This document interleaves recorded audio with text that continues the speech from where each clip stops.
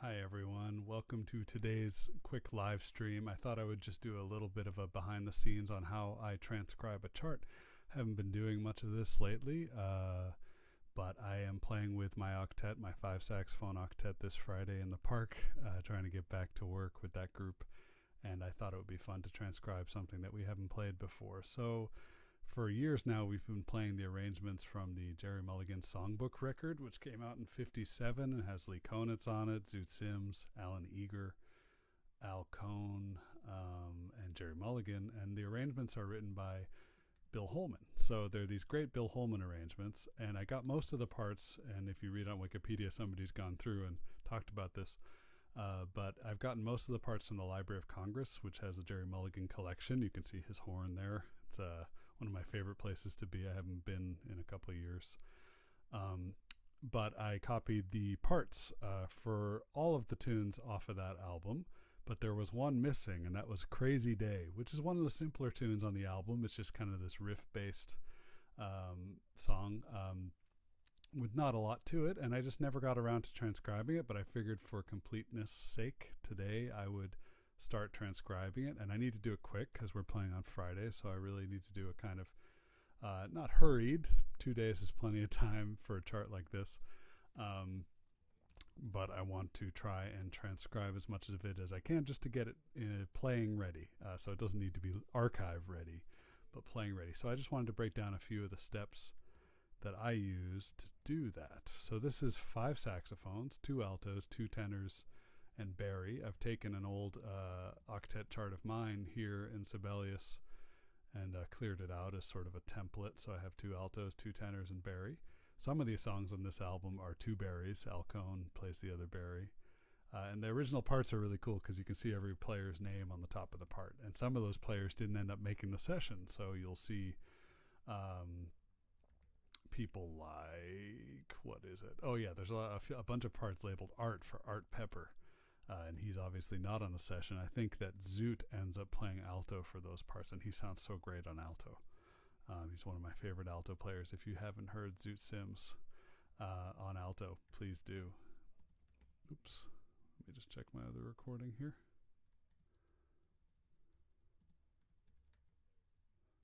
One moment. Okay. And the other parts are labeled Coop for Bob Cooper, and some of them are labeled Willis, which is Bill Holman's real first name, Willis Holman.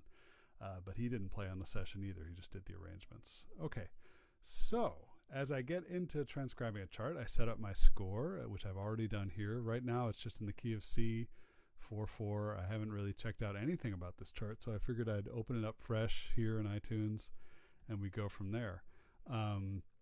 And I've changed the piano out, which my group usually has piano for guitar. And this is only going to be one staff when I really get down to it.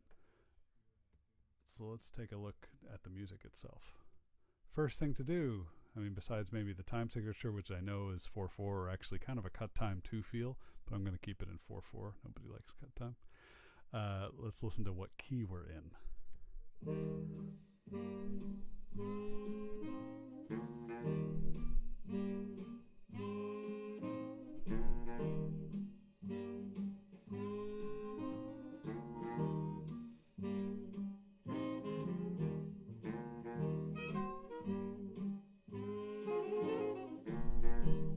So you see it's kind of just going to be layering riffs, which is easy for me. There's not a lot of harmony. One of the great things about Bill Holman in general is that he's not known for his harmonic writing. He's known for his line writing. So he writes very much like I like to write, with counterpoint and lines. And obviously there is harmony here, but it's not going to be too terribly difficult to pick out. It's just harmonizing things in thirds and stuff, which I can hear right off the bat. One of the hard things about doing a 5 sax octet is it's hard to hear the difference between especially the tenors, but we'll get into that in a second. So the way I'm going to start, besides finding the key, which I just did, is E flat. I have my keyboard and Sibelius here. I don't really use many instruments as I'm doing this. I kind of just tend to type in the notes as I go by ear. Sometimes I don't even have a keyboard set up, but of course I do need to find the key. I don't have perfect pitch. So we're in E flat concert. So I'm going to go ahead and change my key signature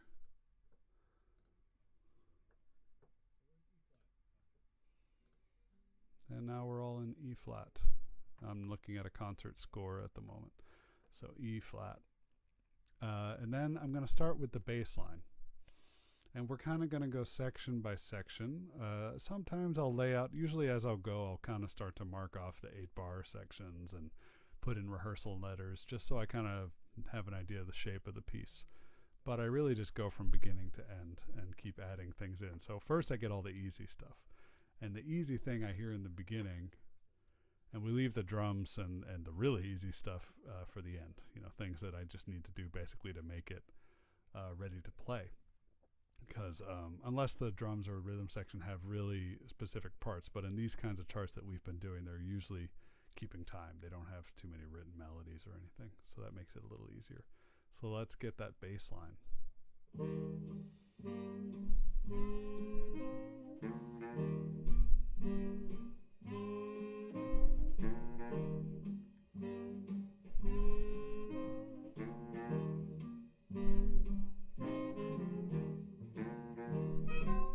So the beginning of the bass line is pretty easy to hear. No, dum.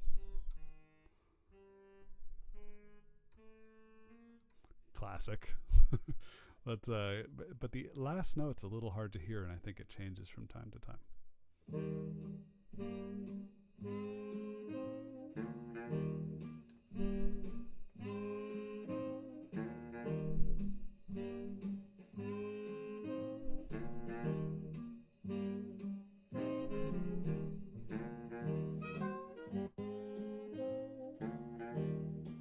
Boom, boom, boom, boom. Kind of hear it dropping down for the last note. So today we're just going to do the first few measures. So I'm going to put in a rough idea of what I think that is. And since this is an E flat, and the first note's an E flat, I know that's not going to be low E flat on the bass because they don't have that note. So it's going to be an octave above, not that high. So I'm going to drop my keyboard down, or maybe I'll just type it in. So we're going to put E flat here. Yep. Then I have a rest, boom, A flat, G, A flat. I'll put an 8th rest. Forgive me, it's been a while since I've actually worked in Sibelius. The last couple months hasn't been a focus.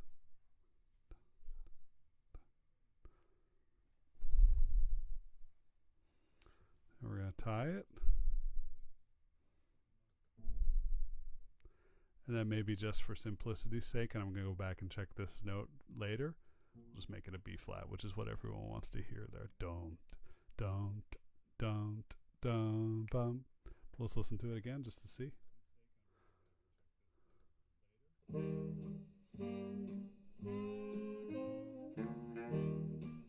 Bum, bum. I kind of hear the D, so I'm going to make that a D instead. Oops.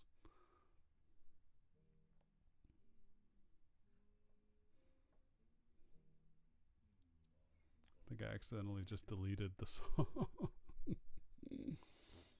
Let's see if I can fix that. That's amazing.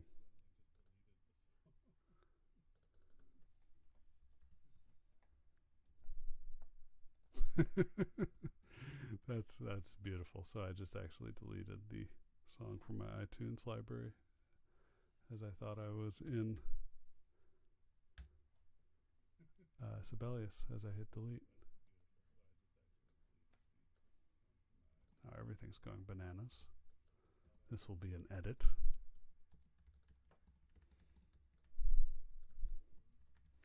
Let's re-find our file.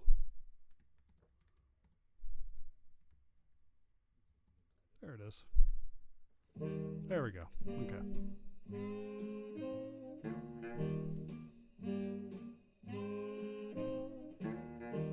No, but yeah, now even more so I'm hearing that D. So we're going to go in here. I'm going to bring that down to a D. So that's our bass line.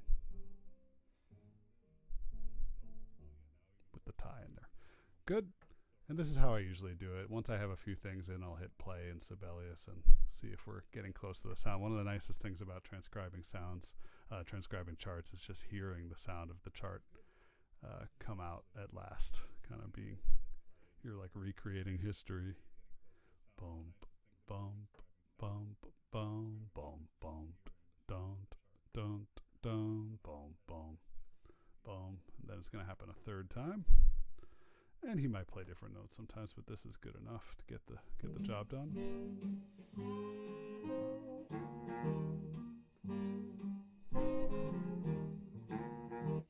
And then there's that little tag at the end, so we want to grab that.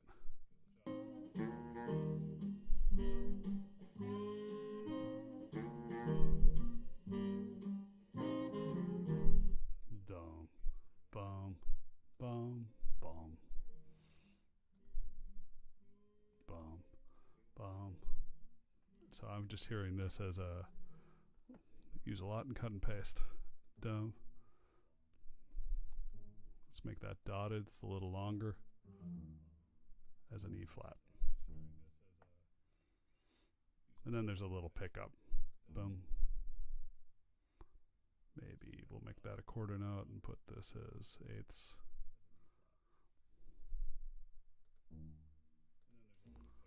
There's a little pickup just to repeat, and then it just goes back. So I'm going to cut and paste because I know this whole section repeats, and I might use a repeat sign later on, but just for now, let's put that in twice. So now we have a bass line. Next easiest thing to hear, it's up to you, sort of. I mean, the guitar is obviously chunking along, so I can easily grab the harmony later and put in chord symbols, so I'm just going to wait on that, unless it helps inform what I'm doing. But in this case, I don't think I need the harmony to figure out what's happening. This is a pretty simple progression so far.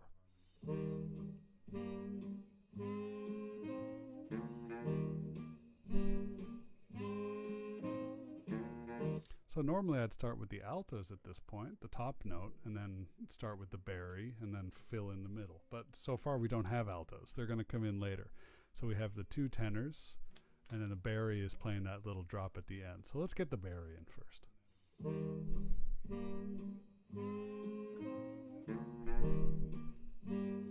That's it. So he's just got those two notes. Dumped, dumped, dumped, 2, 3, ba bam. So I just need the last beat. Ba ba. Now I forget which note it was, but we'll get that in a second.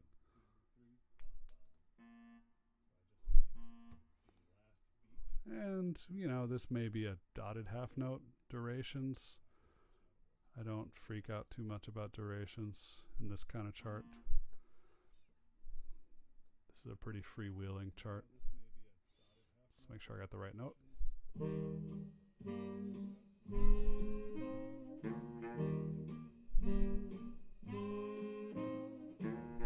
Same thing.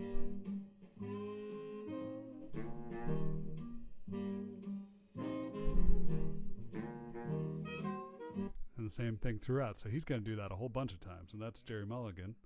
So that's his easy part. Let's cancel out. So let's just copy this sort of 4-bar phrase. Dum bum bum bum ba ba dun dun da da dun da da. So I just need this to happen every 2 measures, basically. And it's going to go on when the altos kind of add their riff on top. It's like a bassy chart, just layering riffs, but slower. And that's as far as we need to go for now. Okay, so maybe you can't see this on the screen. I know the Sibelius is not super clear, but gives you an idea of my process. So now we have the bari in there, and the bari is easy to find because the timbre is so different. So I always look for almost the whole bari line maybe first, and then I'll start with alto 1. But let's look at that tenor line in the beginning and decide which one's playing the melody.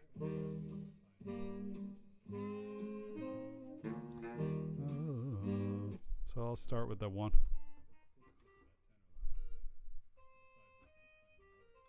Little pentatonic shape there. Let's make that tenor 1 because it's the higher one. Again, some of these things are just my decisions. Maybe that's the tenor 2 part. Maybe tenor 2 starts off higher.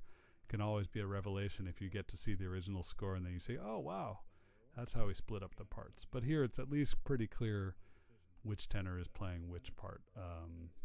where it's not in some of these Holman charts. So I could just play this right in the keyboard, but I'm not sure if I'm in the right octave, so I'm just going to write it in.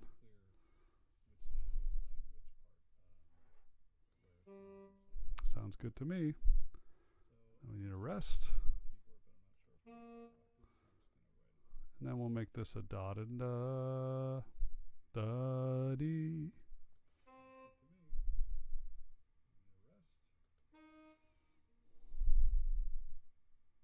Don't need a dot there. And that's it. So that's our 2-bar phrase. This whole chart is layering 2-bar phrases. So let's listen to that so far and see if that makes any sense.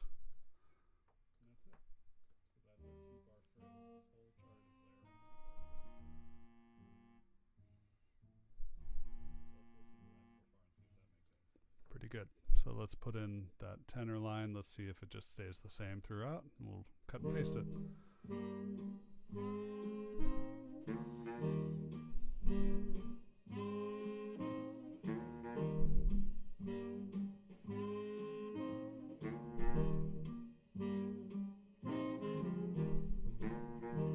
Okay, we'll work on that ending line in a second, but first let me change my tempo. I had this from another chart, typed in at 150. We're obviously a little slower than that. I'll put it at like 115 for now.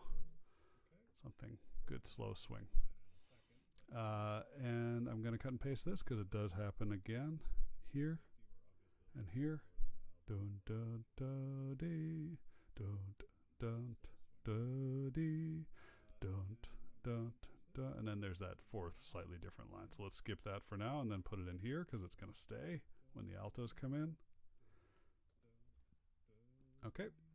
And then I know that the tenor is playing in rhythmic unison. So actually I'm going to just cut and paste all of this and drop it down into the second tenor and then just change the pitches. Boom. And I know that I'll just work with this half first. He is, I believe, just a third below, starting on the E flat. So they're in thirds. Does that sound right? Let's see. Yep. That's what he's playing. Same pitches, down a third. So let's lower this one 2 notes. I can select everything and just bring it down a third. When it's diatonic like that, it's easy. So now let's hear what we got. Things are coming together. And I don't bother to type in drum parts just so I can hear them.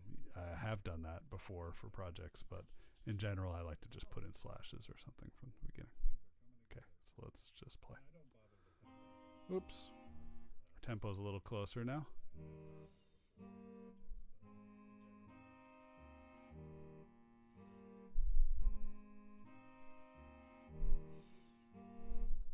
I might shorten this dotted half. I mean, it's playing a little longer in Sibelius, but let's make that just a half.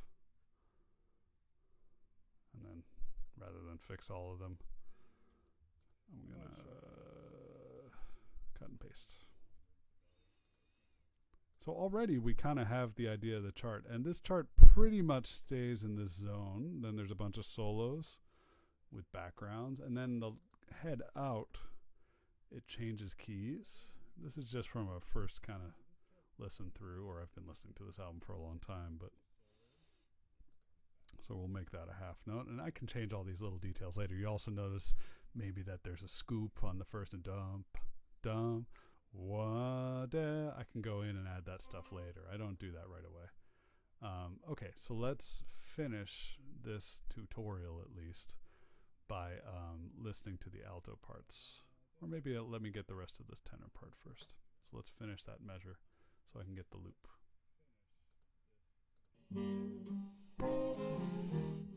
And bump, bump, ba ba da da. So I can hear it's right on the downbeat. So it starts the same way, right? They both have these same notes. Bump, ba, we da da da. Eighth notes.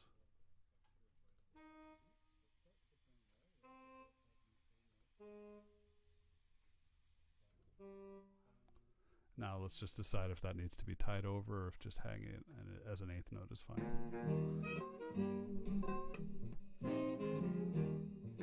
Yeah, let's tie it over, at least to a quarter note. Ba-ba-da-da.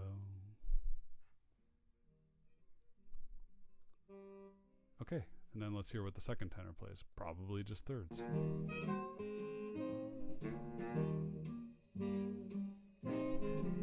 Ba-da-da. So same thing, I'm going to grab this whole measure. Let's just drop the whole thing down and see what happens. That's what it was, right? Let's double check.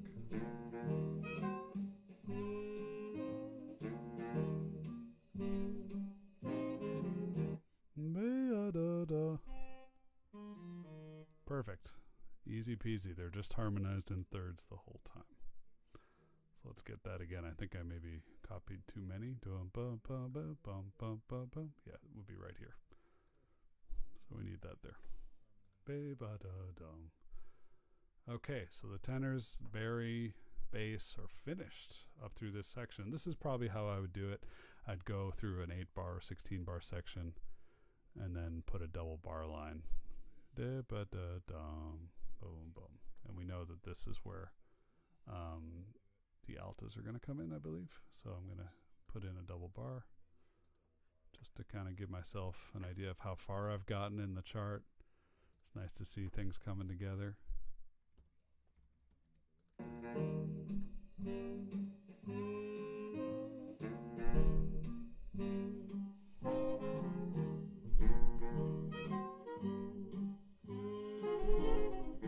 So let's grab that line that Lee Konitz is playing, I think, as first alto on this one. It's probably Lee Konitz and Zoot Sims at this point, but it could be Alan Eager. He also plays alto on this. Ba-da-da.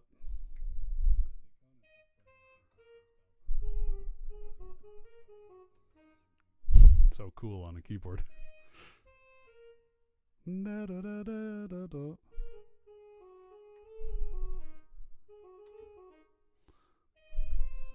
So those are our notes. Let's just figure out where it happens. And that's going to be alto 1. So let's put a double bar. Well, maybe not. 2, 3, 4, 6, 7, 8. We have an 8-bar phrase, and then it starts again here with the new layer. I will put a double bar just to make it clear. Wump-ee-da-da. It's on the and of 1. And it starts on E flat. And remember, we're just typing in concert here. So that's a high C on the alto. I don't think there's a tie here. And then it starts on beat 2 of the measure after that. So let's change to quarter notes. And then it's 16th notes. No, what did I say? B flat. Yeah. Oops, screwed it up. My rusty Sibelius chops.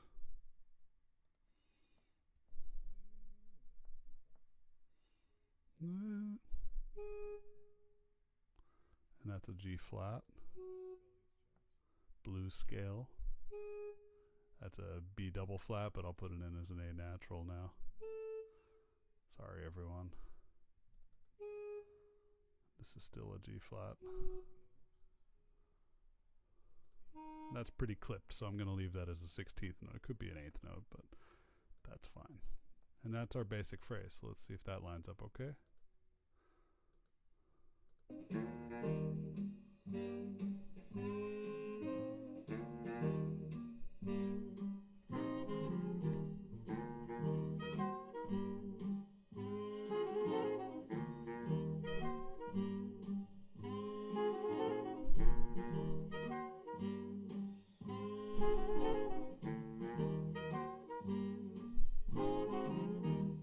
Okay, so a couple things. One, I heard that different note in the bari, which I think was probably just Jerry Mulligan having some fun.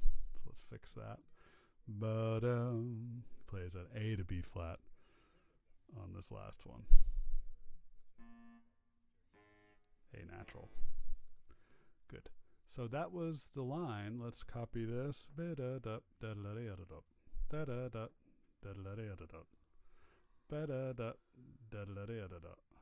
And then it starts the same way, but it's going to end a little differently.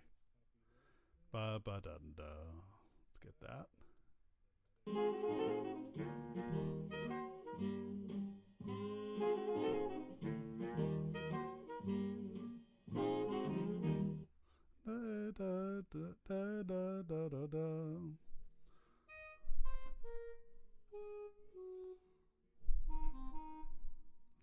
Sorry, I didn't mean to type that in. Just using the keyboard. So it starts with the eighth notes. Nope. Whoops, where are my ears today? Now the question is, it's kind of bent, so it's hard to tell if that's a G flat or a G natural. Let's leave it as a G flat for a second. And this is a triplet.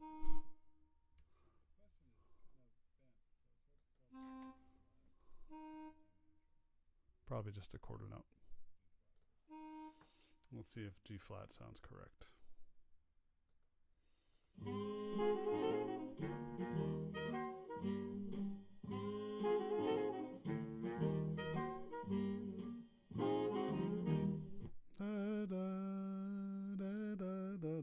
I'll leave it as a G flat. I might double check that later. So now let's just bring that all down. Whoa. Undo that. It's hard switching between applications sometimes. And then this is the last thing we're going to do for this video is the alto 2, and then we'll see where we're at. So alto 2 is playing in the same rhythm, it's just playing harmony. So let's see what that harmony is. Starts around 15 seconds.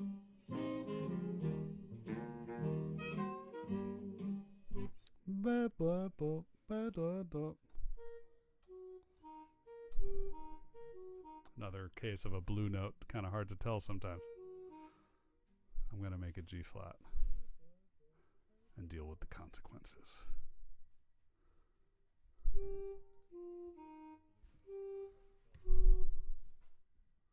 And then we can just play that one measure and see if it even sounds okay.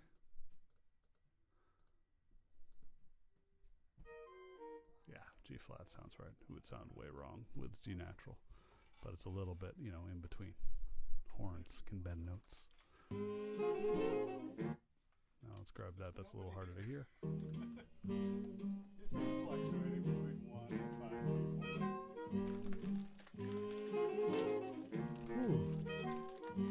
It's very boring. It's like Bob Ross. That's hard to hear. So that might be that may take a little more time.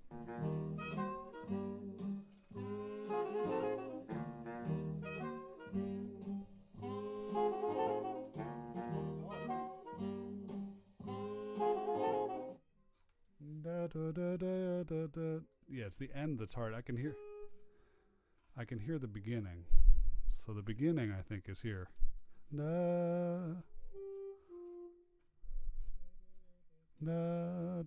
This is just regular E flat.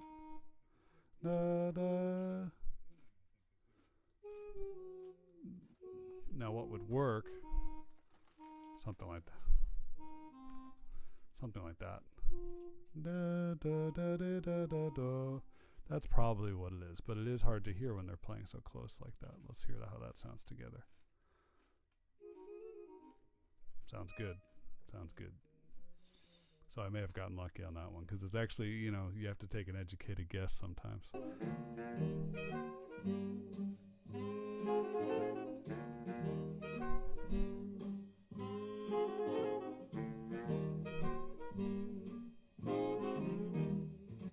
Good. So let me cut. I'm going to go with that for now, and this is one of those spots I might want to revise.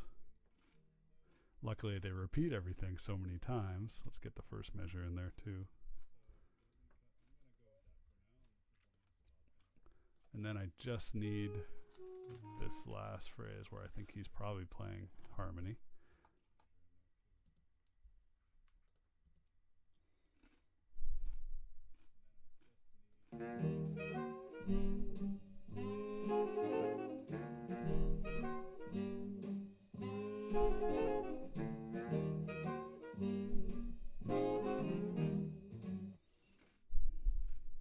I'm work on that whole spot. So let's leave that alone for now.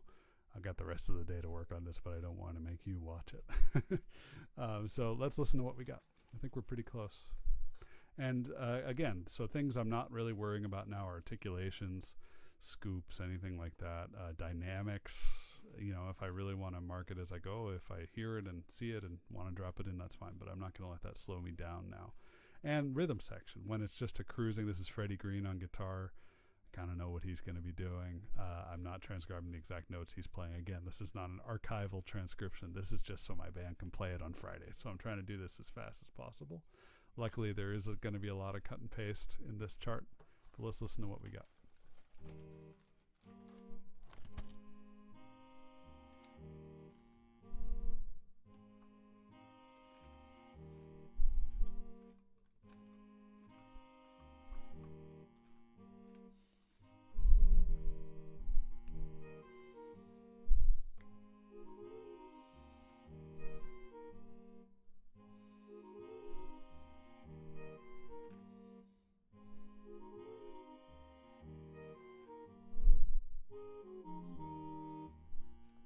Yeah, that's it.